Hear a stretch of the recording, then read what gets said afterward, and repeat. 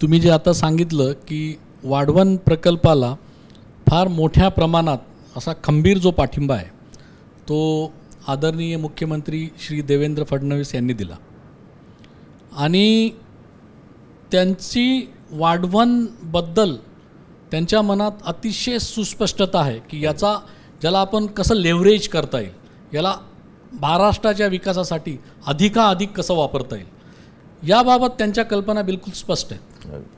त्याच्यामुळेच त्याने तिथे एअरपोर्ट आणला आणि त्यांच्या वॉर रूममधल्या पहिल्याच बैठकीमध्ये जेव्हा त्यांनी वाढवणचा आढावा घेतला तेव्हाच त्यांनी या सूचना केल्या की इगतपुरीच्या समृद्धीला इगतपुरी इथे वाढवण जोडावा. तुम्ही एक गोष्ट लक्षात घ्या की इगतपुरीला वाढवण जोडलं तर नाशिकहून वाढवण हे 100 ते 125 किलोमीटरच्या एक्सप्रेसवेने जोडलं जाईल. त्याच्यामुळे आज JNPAला यायला सुद्धा नाशिकहून एक दिवस लागतो, कारण की दिवसा ठाण्यामधून ट्रॅफिक होत नाही. त्याच्यामुळे JNPAच्या ऐवजी उत्तर महाराष्ट्रातल्या सगळे फळ भागातील जे काही उत्पादनं असतील ते वाढवणला 3 ते 4 तासात पोचतील आणि तिथून एका दिवसात दुबईत पोचतील.